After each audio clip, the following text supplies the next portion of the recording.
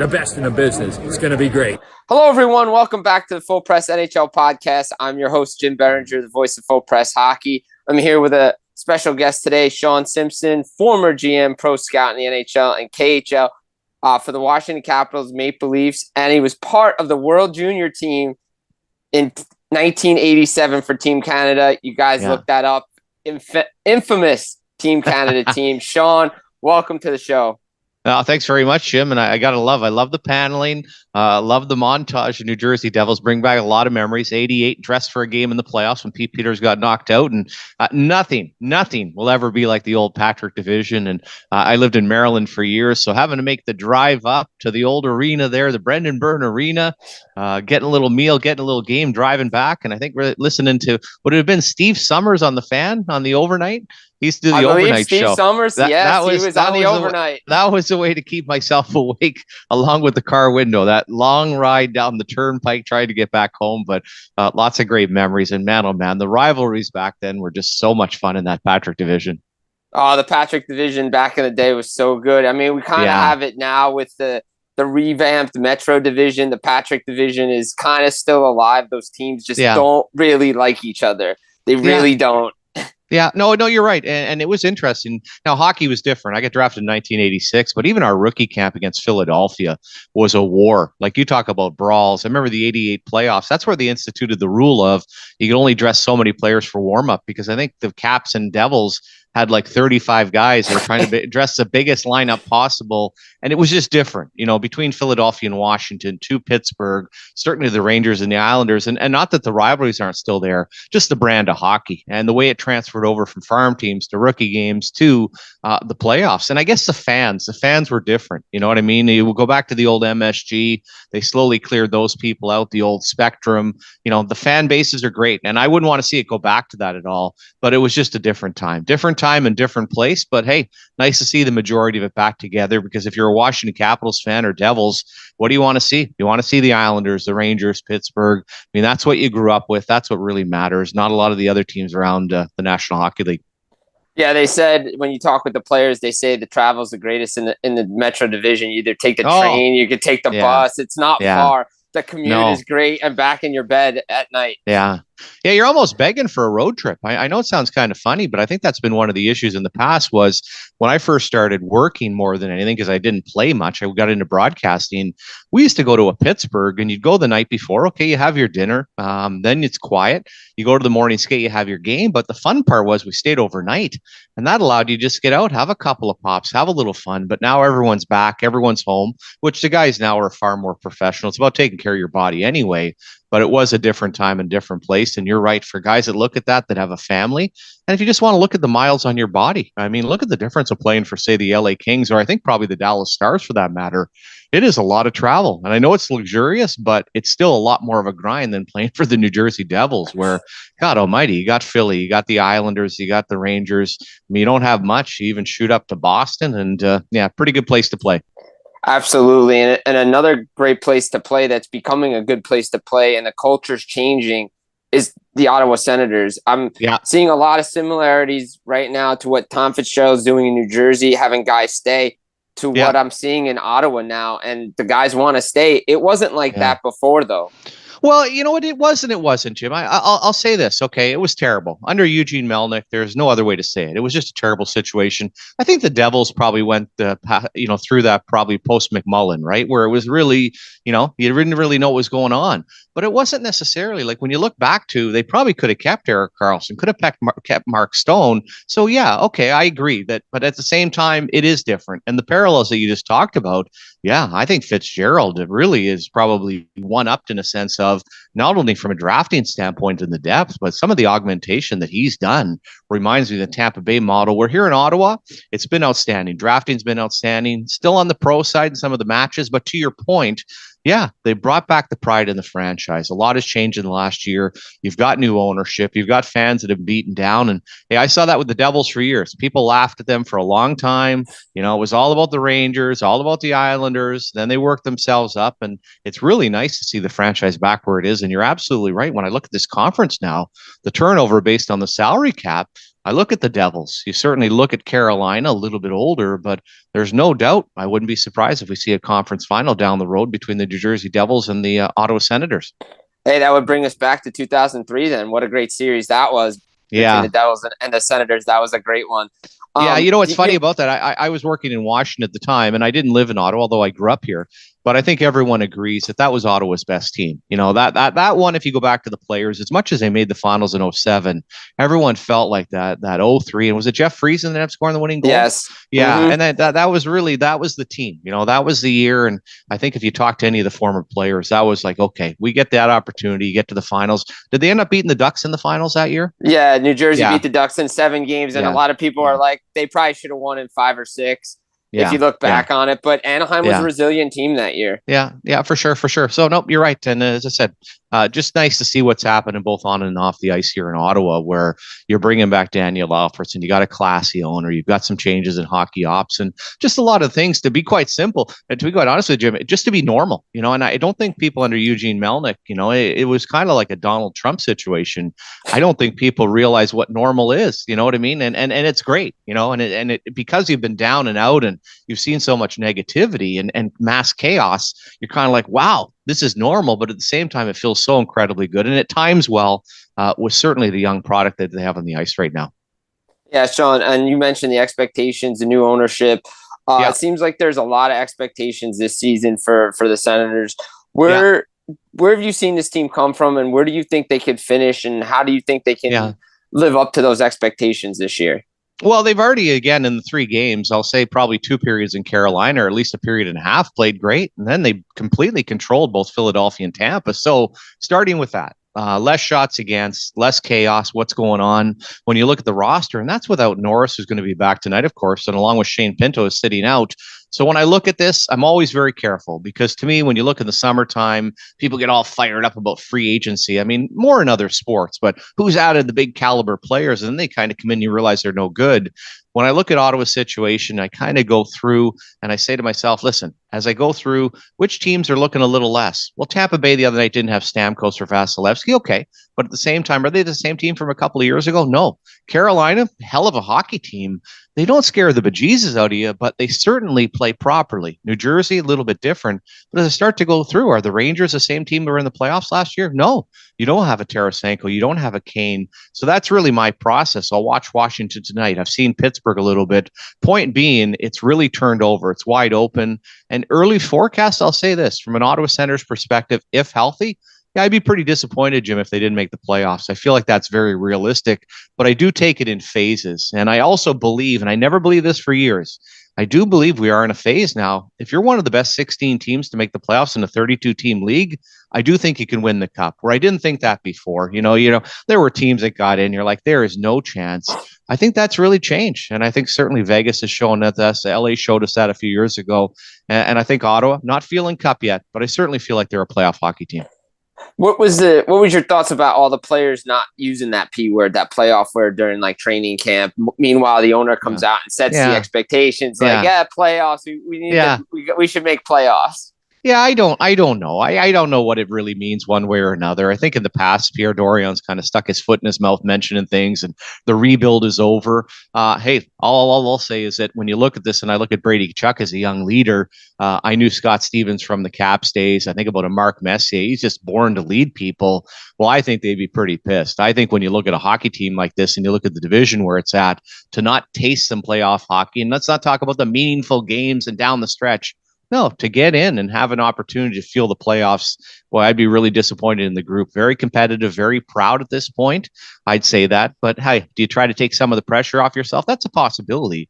But there's no doubt that the owner, who seems like a great man and a great owner, is looking around realizing, listen, I bought a team for $950 million US.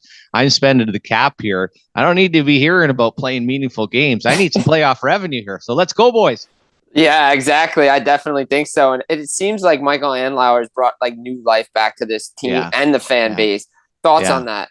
Oh, again, obviously under Eugene Melnyk was just crazy.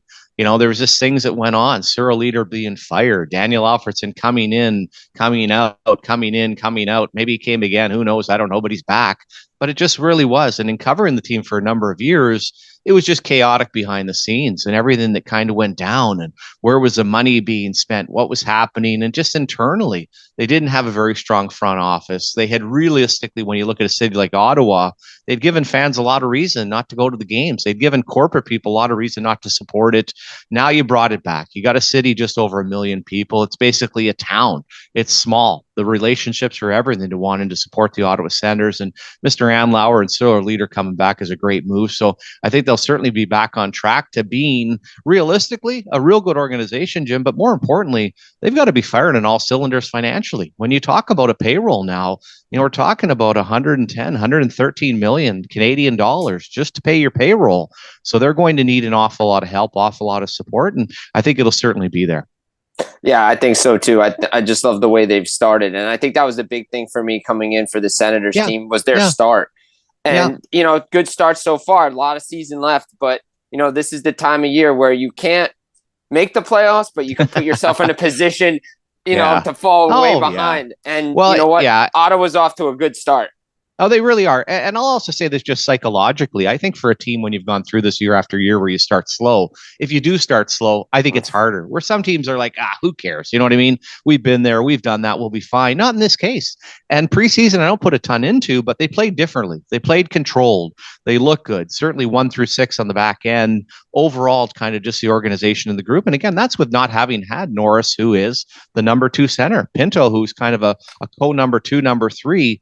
You have to be very impressed with the structure they played. And I can't think, Jim, of 3 games in a row in probably 10 or 11 years, both Carolina, Philadelphia, and Tampa, where they actually came out and started properly. They felt like they were controlling the team. There was just game after game over the years here where the first period was bad. Then you get to the long change in the second period and they got caved in. That has not been the feeling. And as I said, Philadelphia, not a great team. Tampa Bay, understands some of the pieces they're missing, but still, you went out and controlled. You can only, control what you're facing as far as an opponent, and they really did it properly. So we'll see with Washington.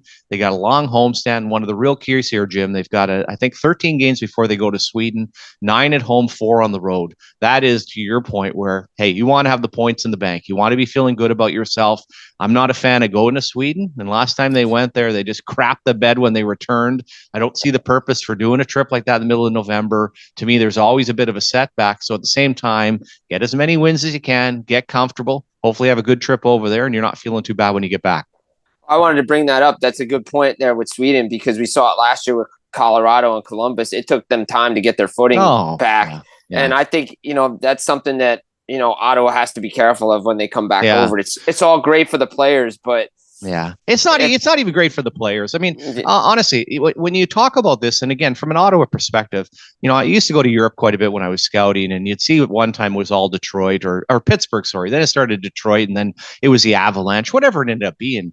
The Ottawa Senators, you're not going to Sweden to grow your brand. Like, you're not all of a sudden, oh my God, I'm going to be watching an Ottawa Senators game. I'm in Stockholm. I'm in northern Sweden in Oulu. Oh my God, I'm going to stay up and watch the games. You need to build your brand here. And when they went a few years ago, they came, that was when the Duchesne trade was made, and they just absolutely went into a tailspin.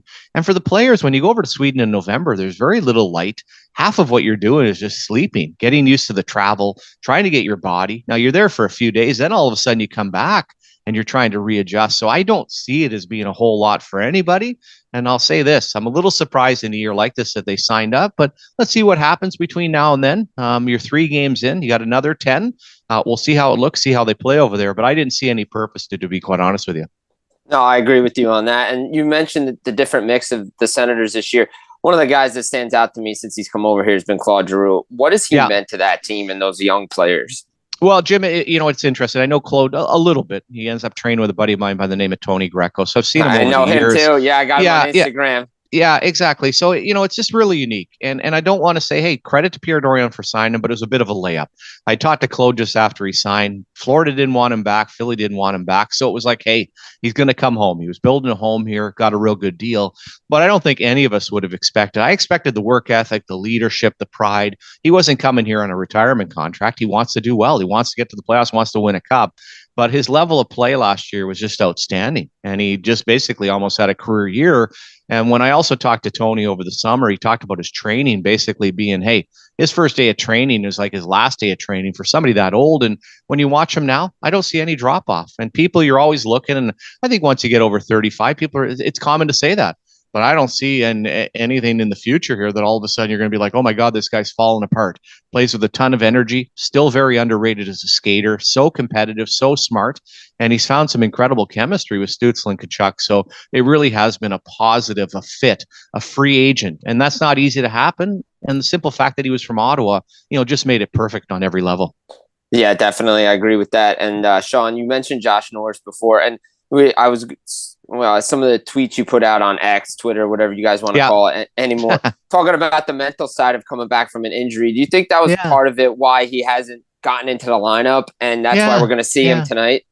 I guess it is, Jim, but I don't know. You went through this with a guy like Shane Pinto, and I don't know how the timing lined up, and I don't know exactly the surgery, but it was basically like, hey, I'm hitting training camp. I'm ready to rock and roll. Now, what's different about Josh Norris? Let's recognize, you go back to the World Junior years in college, blows out that left shoulder, major shoulder surgery. He ends up coming back the following year, has a great year in Belleville. 2 years ago, had the shoulder scare, sits out for 6 weeks smartly. And I said this at the time, his agent locked him into an 8-year contract. I would have said bridge deal, love the kid, but the risk based on it. So when you accumulate that, then all of a sudden you try to come back and play, you're injured again. You're trying to rehab it. That doesn't work. I can only imagine psychologically where you're kind of at. So is it medical? Is it psychological? I think it's probably a combination of everything. And I think everyone recognizes, including the athlete, one more blown shoulder on that left side. Well, who knows what's going to happen for the athlete? Who knows for a team that locked a guy into an 8-year contract? It's only year 2 of almost $64 million. What do you do with the money? So this is kind of a sink or swim. So is the organization cautious? Is the player cautious? Well, I think everybody is. And I don't know him, but just in talking to people, seems like a great kid. He loves the game. And I think we're all just hoping, just like a lot of players in the NHL, if you train hard, you do all the right things, you wish him nothing but luck here tonight. So fingers crossed when it comes to the faceoffs, getting hit around a little bit, doing a few things, that he'll end up being okay. Because certainly sliding in between Kubalik and Batherson, which to me is a second line, all of a sudden you start to see some of the slotting here in Ottawa and realize, wow, that's a pretty good forward group that matches up with the D in goaltending. Yeah, and another center that they're missing is Shane Pinto, still not in with the team. Talking with some people, it seems like they put themselves in this situation. Pierre Dorion did with everything, kind of doing it backwards. Well, I don't even know what he was doing. I don't know. Yeah, no, but this is not like Tampa Bay or Toronto or some of the teams where you're like picking up contracts of retired players, and then I don't even know half of it. And they say you got a capologist and you're switching numbers. This was simple math. Hey, here's how many dollars I have. Here's what I have to spend. Oh, now I have no money to spend. And it really goes back to Tarasenko. He's been actually pretty good over the 3 games. I wasn't a fan of the sign at the time. I'm not still a fan of it based on the core, based on where they're trying to go. And for the player, it's got to be very awkward. And I think people see it as kind of, hey, the player, you got to get in there and get playing. This player has been very good. You drafted him. He has been a hell of a pick. He filled in that second line role last year and ended up having 20 goals for you. He's looking at this and saying, hey, why is everybody else getting paid? Then you're turning around thinking, I'm going to take some hometown discount. So been very weird. And I got to be honest with you, as it sits today, I don't know their way out of it, Jim. You've talked about, Brandstrom and, Joseph actually come in and played pretty well. I don't know if you can move him. Brandstrom doesn't have much value. And does that solve it? So what do you end up doing? The guy that has been quiet and only 3 games in has been a guy like Kubalik, but I'd even be cautious about that. So we'll see what ends up happening. But I certainly feel bad for him. And I got to be honest with you. If I was him, I'd be saying, listen, hey, I'm not mad at you, but I want to play hockey. If you don't have room on your salary cap for me, move me along. I hope that doesn't happen because he's very much part of the future going forward, but I don't put any fault in the athlete. And it is very bizarre. It is, you somehow circled back and Tarasenko wanted to sign. Well, that's where you go and say, listen, let's get Pinto done first. And then if we can figure out something to sign Tarasenko, so be it. But that's not the way it worked out. And right now he's sitting home and I'm sure not too happy.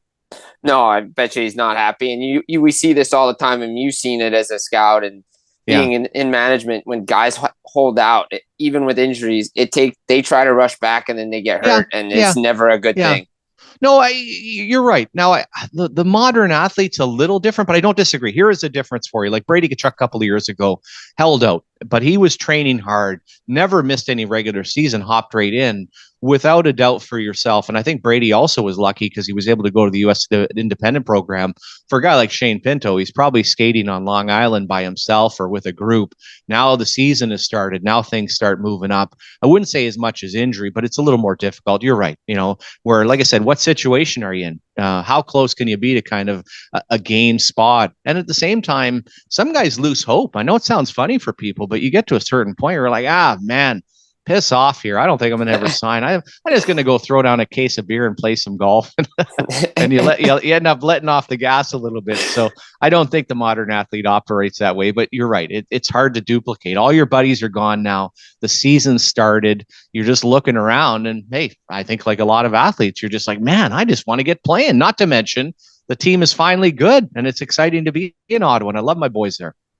Yeah, and he wants to be a part of this team because he produced last year 20 goals. Oh, exactly. Big time part of the team, center going forward, huge. And you mentioned Matthew Joseph. It's like that's the kind of guy, if you're going to take the next level, I don't think you're going to want to trade because he's performed everywhere he's gone. And there's a reason you traded for him or got him in part of the trade. Yeah. I mean, I'm not that $3 million, but he's come back and play. Now, if you want to go through the roster right now, is he part of the solution? Absolutely. You certainly look at a fourth line of Kelly, Chartier, and Kastelic. Is he better than them? You also look at kind of going forward in the case of Shane Pinto. You've drafted him. He's part of your group. You like to do that. And you go back to those original Devils teams, just like now.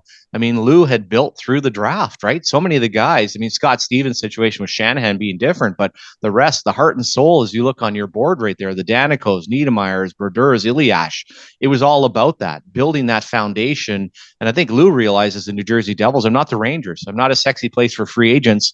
This is the way to build your core. So we'll see. I don't see Tarasenko and even Kubalik being a part of the long-term future. So when you look kind of big picture, you recognize, hey, you got to figure out a way to get Shane Pinto in. Don't look at it and say, oh, we got a pretty good team right now. Maybe you could end up shipping him out. No, get him signed, figure it out. Even if it's a bit of a short-term setback, so be it. Yeah, I agree with you 100%. And then you talk about the homegrown talent. Well, you're talking about it up front with Tkachuk, Stützle, Norris, Pinto, who's not there. But on the back end, Shabbat, and you have Jake Sanderson. Sanderson, to me, is going to be a star in this league. And then the addition of Jacob Chikrin, unbelievable. I saw his first game last year. That was also Kane's first game as a Ranger in Madison Square Garden. When he took that hit, I was like, oh, no, please, hopefully he's not hurt again. But, I mean, that defense is a lot better than it was. Yeah, it really is. And he was kind of the missing link as the four piece. So far early in the season, how he and Shabbat link up and Shabbat playing the right side is a bit of a concern, but at least on paper. And as far as Jake Sanderson, doesn't skate quite like it. But I'll tell you, look at number 27 on the back there, Mr. Niedermeyer.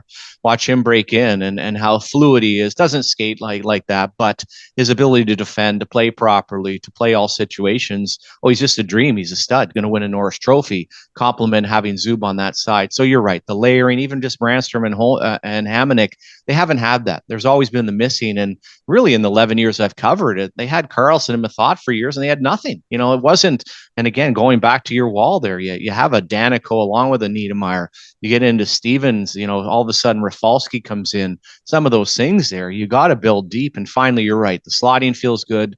The overall possession and the team, still some things to sort out. And really, I think one of the big questions is Thomas Shabbat playing the right side. But those are things that you're happy to be worrying about versus having guys playing up in a situation where, hey, there's nobody else in that top four. There's nobody in the organization from Brandstrom and Hamonic that can really move up right now. So certainly health is going to be a factor as well. Yeah, Shawn, you mentioned Brandstrom and you said it on Twitter as well that, hey, okay, it's all well and good. You want to put this guy in trade talks, but who are you replacing him with? Well, yeah, exactly. And you can end up bringing a guy like Clevin in, but I think also the question is, I appreciate Brandstrom. He came over. I thought we were going to be getting basically a Phil Housley or a Hughes in Vancouver, and he's ended up turning into kind of a defensive defenseman. But at 5'7" or 5'8", what is that? And making $2 million, I'm not really sure where he fits on other rosters. I think he's an NHL player, but most people would say, hey, am I going to bring in a third pairing defenseman and pay him that? So right now, I think you just go status quo. If you wanted to do it with Clevin, and then from a money standpoint, if you even shipped him out along with having to replace him with Clevin, that's probably not going to solve the Pinto issue anyway. So like I said, go with what you have right now. I think the longer that they win, but at the same time, as you get closer to that December 1st group for having to have Pinto signed, you certainly would not want to waste a year. You wouldn't want that for the athlete. Then you really get into a situation going forward with a contract. If you forced him to sign for a year, what's that going to feel like as you get towards unrestricted free agency? Is he going to remember that and say, no, you know what, just going to do my time here and I'm going to see what's out in the market? Yeah, you don't want that considering what you've built with those younger players. Exactly. Signing those 8 year extensions, getting everybody to stay again. The culture's changed there. And that brings us to the back end, Korpisalo and Forsberg. Yeah. If something they've been missing, goaltending, if they can get the save, I think this Senators team is a team that you're going to want to watch in this Atlantic Division. Yeah, no, I agree. And I'll say this as well. For 10 years, Craig Anderson was very underrated. Well, again, when you go back to playoffs, you go back against Henrik Lundqvist, Carey Price, Tuukka Rask, head-to-head, took these guys down. 2017, the magical run with his wife having cancer, he provided stability for a long time. At one time, they had him, Leonard, and Bishop. Flipped out Bishop. Leonard went sideways. All of a sudden, it was Craig to Carey, and then all of a sudden, it dropped off. Matt Murray, complete gong show. You end up finding a guy like Forsberg on waivers has worked out. And then last year, that bizarre Gustafsson for Talbot move. Gustafsson now an all-star, Talbot out the door, but I'm a big Korpisalo fan. So as far as a duo, and when you look at the slotting of being built down the middle in the center ice to the defenseman to the goaltending, yeah, I really like it. And so far, both goaltenders, Korpisalo not great on the winning goal in Carolina, very solid against Tampa Bay, and Forsberg has looked great, and they both look good in training camp. So I think the solid, and it's funny, Jim, when you look at it, I think Forsberg career has played a high of 41. Korpisalo's only played a career high of 39. So it almost looks like and feels like this is an absolute platoon situation. And I think that's kind of what they're built for. Played together in the American Hockey League, won a championship. So I think there's some pretty good cohesion and chemistry. And I expect that to be a real stabilizing force for the club. Yeah, absolutely. I agree. You need that veteran rookie guy. I mean, both guys are veterans now, but you see around the league. I'll go to Buffalo because I watched them last night. Devin Levi and Ukko-Pekka Luukkonen. I mean, you have those two young guys. Sometimes you need that veteran in there just to calm some things down just a little bit. Yeah, for sure. Yeah, it's an interesting one, right? Everyone's made up differently, and then you keep saying to yourself, what the hell's going on in Vegas? Why do they make these crazy things work that aren't supposed to work? Where you generally have, you get to a Vasilevsky and you have him and you go find some backup goaltender. Now, when he's hurt, it's different. Or you have kind of a platoon system. And as far as Buffalo, I mean, and I love both of those players. When Luukkonen played in Sudbury in the Ontario Hockey League, I thought this guy's a stud. We saw Devin Levi here in Carleton place the World Junior. The only thing I'll say, and to your point with both of them, Luukkonen's been a bit slow to boil, but at the same time, the pressure on Devin Levi and the pressure in that, as you know, that Buffalo market, it's not easy. And expectations to make the playoffs, I do think that's a lot to ask. Now, do they add a Patrick Kane? Do they do something? But I'm a tad surprised that they probably didn't go the veteran goaltender and pair them with one of the two guys. So we'll see. Wish them luck. Wish that franchise luck. And like I said, I'm a big fan of both goaltenders, but it is a lot of pressure for sure. Yeah, because I remember, I believe it was Winnipeg that had Connor Hellebuck and Eric Comrie the one year, and it just didn't go well. And then the next year they brought in Steve Mason, and Hellebuck takes off. Yeah, that's a good point. It's a weird dynamic, but every situation, like you said, Shawn, is different. Well, yeah, and once you find a number one, that's part of it. It's interesting, like who supports him. You go back to Patrick Waugh, never wanted a co-number one. He wanted a Brian Hayward, a Craig Billington.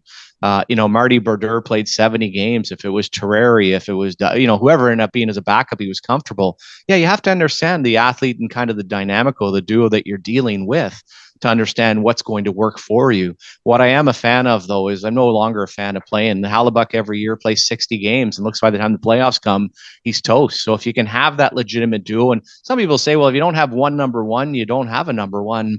I'm not so sure. We've seen over the years a lot of guys come in, get hot in the playoffs, and like I said, just no better example than the Vegas Golden Knights. What are we going 5 deep on the depth chart, and the guy ends up winning? Probably should have won the Conn Smythe Trophy. They probably should have. I mean, what was it? The first year they went through eight guys before Fleury came back, and I think last year they went through 5 goalies too. Incredible, ridiculous. But you know what? Defense matters, right? You look at that defense on Vegas. I mean, 6'4", 220. Yeah. Who's stopping that? Well, and not only that, and again, Bruce Cassidy's a buddy of mine. He's up from here in Ottawa. That's a part as well. You had a guy that did great in Boston, and maybe it was time to turn the page. Big Jimmy Montgomery fan, good friend as well. But it was just perfect. Butchie went in there, continued the process. They got Jack Eichel back. They got Stone back. And yeah, all of a sudden they were built for a long playoff run. And man, oh man, just amazing what they've been able to accomplish as a young franchise. Yeah, I'm very surprised when I saw the early lines and favorites for Stanley Cup champions. And I was like, how is Vegas sixth? I was like, wait a minute. They only lost one guy and they still look really good. I don't know. I agree. Yeah, no, it is, when you go through that, and I guess it's always the case. Like, I really like Dallas. I look at Edmonton, though, we talk about goaltending, you just say to yourself, like, is that going to happen? I don't think Jack Campbell can ever physically get it done. It's too much pressure. Can Skinner end up doing it? The rest of that division is wide open. Then you do get into Dallas, and then you come east, you start to look at New Jersey to Carolina. What's Boston going to look like? Some of the emerging teams. I think the whole thing, quite honest with you, is pretty wide open as only a week into the season. But yeah, I'm a little early to be pointing out who's going to be the favorite. But yeah, why would you take away from it? I said this in the East, and we'll see what ends up happening with Toronto, Tampa, and Boston. But until you show me that there's teams better, I'm not going to slot them ahead. Now, early returns can show you some things, but there's no reason to look at Vegas and think all of a sudden they're going to fall off the face of the earth. No, I agree. And you mentioned Tampa. To me, the one thing, having played not at a very high level, I'm not like at the NHL level, but watching the game and breaking it down, the one thing I've noticed with Tampa, besides the fact they've lost a lot of guys, is they're not covering up the middle of the ice too much, and they're letting too many easy scoring chances happen, especially in the high danger areas. Yeah, I don't disagree, but it's also funny because I think in the past they've done a fair amount at the same time where you've had the $9 million goaltender to bail you out. Like, I think it's always an interesting thing. Like, Vasilevsky doesn't get the notoriety he does by just sitting back there and stopping 10 shots. I mean, they are a team, you're right. And you kind of feel like what is going on. I still think a nice long summer for them getting healthy, they'll certainly be a tough task, but you're right. The depth isn't there. When they came in the other night, there just wasn't much energy around. I know it was a Sunday night, but they had played the night before in Detroit. It's only the third game of the season. Yeah, it doesn't feel like quite the same force, but I'll also be cautious in the first 20 games with some older teams, and especially with Vasilevsky being out. When healthy, with a long summer, let's reconvene here in a couple of months and see exactly where they're at. I like that. I like that idea very much. Yeah. You mentioned Karlsson. He's now in Pittsburgh. What do you think he brings to that team? I know what he can do offensively. Defensively, need to see a little bit more. Oh, there's nothing to see. He's not good defensively. I mean, this is a part of, and I again, this is a bit of the fantasy team. I'm not bullish on Pittsburgh at all, but again, not off to a bad start. Not sold on their goaltending. And as far as Eric in 2016-17 played properly here in Ottawa, defended well, should have won the Norris, could have won the Conn Smythe had they gone to the finals that year. But when you look at his career, even when healthy previous to that, didn't want to defend.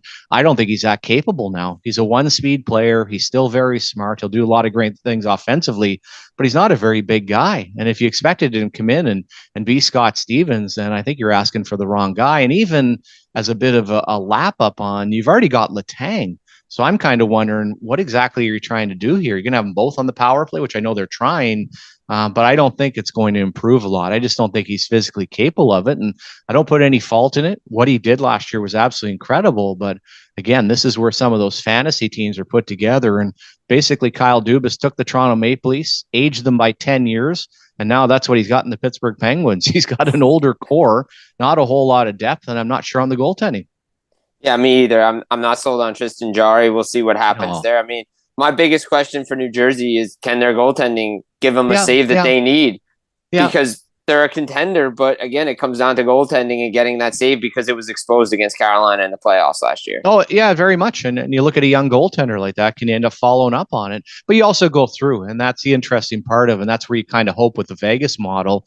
But when you do look at a Vasilevsky, you do get to playoff time. There aren't a lot of teams that you can say, hey, lock it down. I mean, Freddie Anderson's never been great in the playoffs. You start to go through some of the rest of the division. I certainly like Ullmark and Swayman, and I think if they get a do-over, they could end up being dangerous. But yeah, there's a lot of teams. Ilya Samsonov, here in Ottawa, you got two guys that have some experience, but kind of go through the list, go through the National Hockey League and realize that there's a lot of teams that are probably asking the same question. Are we built well enough, and do we have a goaltender that we think can take us to the promised land come playoff time? Yeah, and I think those two teams probably in the East think would be Shesterkin in New York and Sorokin Yeah. on the Oh island. yeah. Those two Yeah. guys are Yeah. unbelievable. Yeah. Yeah, it really is. And I think it's so cool from growing up in the 80s being a goaltender myself of who would have thunk that, pretty good chance. Certainly the top three goalies in the NHL are Russian. You get to Vasilevsky, as you said, Sorokin and Shesterkin. And I've always been a big Georgiev fan as well. So it is really quite incredible what they've accomplished. And when you watch Shesterkin, you watch Sorokin, there is a recognition there that those are the types of goaltenders that could come into a playoff and almost pull off a Patrick Waugh 93, basically take you and run you through a playoffs. They are that darn good. And I'll say probably more with Shesterkin. I just love watching him play. You talk about a textbook goaltender and fundamentals, athleticism, everything he brings to the table. You're just like, wow, that's just if you could write up a dream goaltender, and as far as a style and the way he ends up playing, he'd probably be on my list, number one. Oh, look, I'm a Devils fan and I cover the game and everything, but I like to watch Shesterkin play too. Yeah, He's so fundamentally found. Some of the saves he made, and again, meaningless preseason game. Don't tell Kier Schmidt or Igor Shesterkin in Madison Square Garden it was a meaningless preseason game. Those guys were in regular season form. It was great to watch a goal. I still say watching a goaltending battle is one of the best games you can watch. Yeah, no, you go back to how much fun, and again, you're going to be a little bit older, but back to Brodeur versus Richter, and especially when it's a rivalry game. And when I watch a Shesterkin play, like he kind of reminds me of Dominic Hasek, the way he's able to, kind of move his body around and go into basically these athletic gymnastic moves and still end up making incredible saves. It does make it a lot of fun to watch. And as a defense, it certainly gives you an awful lot of confidence. Definitely it does. Circling back to the Senators real quick, entering this season and through this season, do you think the results of the season for DJ Smith and Pierre Dorion will determine what the owner does next with them? Oh, I think so. But one of the tough things, Jim, is really when you come in and you've got a new face and a new voice. Do I think if they make the playoffs next year, they're both back? I wouldn't guarantee that. But do I think that's in the short term of being in a playoff position going to save their jobs for this year? Probably. But you're going to look and assess. And when Steve Staios comes in and look at Lou Lamoriello back in the day with Claude Julien firing him right before the playoffs start, I don't see that. But I also think their aspirations here, and the thing you'll understand is the Ottawa Senators, and you look around the league, you recognize right now you're entering into a window. Do I see them as a Stanley Cup contender right now? Absolutely not. Do I see them as a playoff team? For sure. But as an owner, I got about 5 or 6 years here. And if I want to spend to the cap, I don't want to say to myself in another 3 years, boy, I wish we had a better coach, or I wish we had done something on the management side. So when you have something like this and understanding the money that's being thrown around and wanting to win, well, I think they're sitting back and assessing. And I hope that they're just going to be happy to necessarily make the playoffs. They're going to be saying to themselves at whatever point, is DJ Smith and Pierre Dorion the right combination as a general manager and coach to take us to the promised land?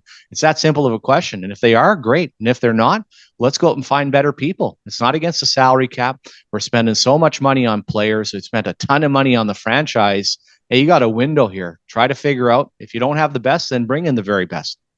Yeah, and especially now that window it's not like really open, but it's starting to get open. Oh, big and now time. And you have to take advantage of teams that are dealing with injuries early on, especially in your own division.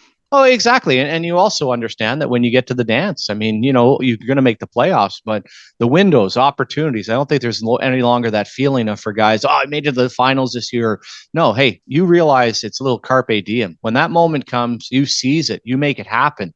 You do everything you possibly can, because in the 32 team league, it's becoming tougher and tougher just to make the playoffs. That is as simple as it is. And I really look at it now much differently, especially back to 21 teams. If you're one of the best 16 teams in the playoff in the NHL right now to make the playoffs, I think you end up having a chance. And that's the way it has to be viewed here in Ottawa.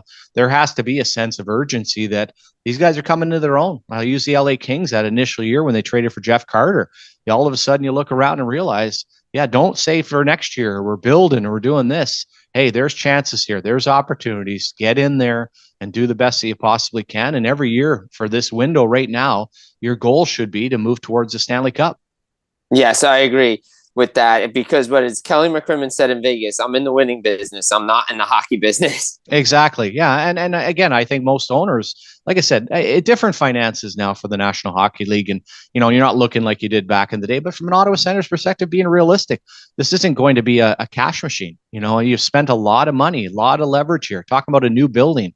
Well, what's the best way to try to pass through a new building? If you want some maybe public support, is certainly to have a winning product. So, no, I think there's a lot riding on it. They want the city pulling, they want everything else. And hey, they want a winning hockey team. They weren't like the New Jersey Devils, who got close and won some cups. They had some really good teams in the 90s, early 2000s, and then all of a sudden it burned out.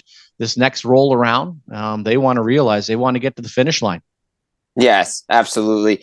Before we get you out of here, Shawn, I just would like to just comparison question from when you played to how the game has changed now. Everybody says it's in a better state. We're talking off air. It's a better state, but the rivalries in the old Patrick division and the fans and the buildings made the game what it was. But how's the game changed from when you played till now? Well, again, my career was basically the American Hockey League, dressed for a few games. What's different? Well, goaltenders are way better. They're way better athletes. They're way better protected. As far as the game itself, it's never been better.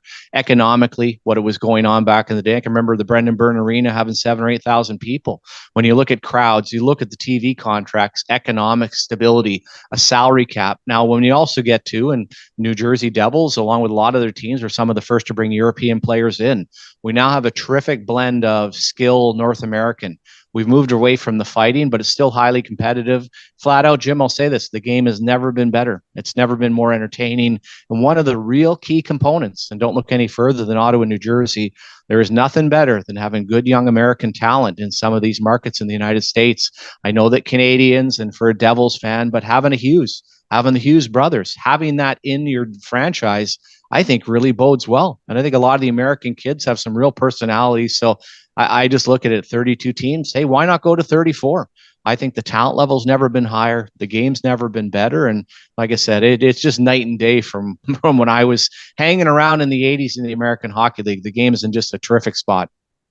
Absolutely. That's a perfect way to end on it, because the game is in such a great spot. So many great games, so much young talent in the league. Anybody can win the Calder Trophy. There's just so many dynamic players to watch. Just got to get back to the Olympics. I scouted I scouted that 96 World Cup of hockey, and Canada US was a war. But right now, that showcase of US talent, forget about the other countries. And I'm a Canadian. I want to see Canada. Hopefully it's a final. But how you cannot be showcasing all this American talent right now on the biggest stage, I think that's a loss for the National Hockey League. So let's get back to that. Let's hope for a little Canada-US gold medal final. But beyond that, I think they're selling the game properly. And like I said, in pretty good shape. Absolutely, it is. Shawn, where can everybody get a hold of you? They can get a hold of me on your phone number. Can I give out your phone number? No. No. TSN Simmer on Twitter right now. I guess that's the main thing. So have that going right now, and just starting to get back talking, and we'll see what the future ends up bringing. But great to be on with you, and just exciting now that hockey's back. As someone that's on the sidelines right now after covering it for a number of years, it's I guess almost like a bit of a fan on a nightly basis, and excited to see what my old Capitals are about tonight as they face off against Ottawa. Yeah, that should be a fun game between two teams going in somewhat different directions. Yeah, absolutely. Caps are all about Ovi winning the record, and I'm not sure beyond that. You've entered a different phase when you're watching them, where people like me have to go on Hockey Database and figure out who some of your players are. That's an interesting. Even their leading scorer is 5'7", 145 pounds, drafted by the Calgary Flames. So different times in Washington. Still some pretty good core players, but yeah, they are headed in the other direction. Yeah, this has been a great conversation, Shawn Simpson. Yeah. So much fun. I definitely want to do this in a couple months when we have more games and see where teams are. But thank you so much for joining the Full Press NHL podcast today. All right, anytime, Jim. Have a great time, and go Devils. Go Devils is right. Go Sens. Hey, this has been Shawn Simpson, former GM, pro scout, NHL and KHL with Caps, Maple Leafs, and he was part of the World Junior team in 1987. This has been the Full Press NHL podcast. I've been your host, Jim Biringer, voice of Full Press Hockey. Get it iTunes, Spotify, wherever you get your podcasts, and also up on YouTube as well on Full Press coverage. Take care and enjoy the regular season, everybody. Barry Trotz, Nashville Predators, making sure you're listening to Full Press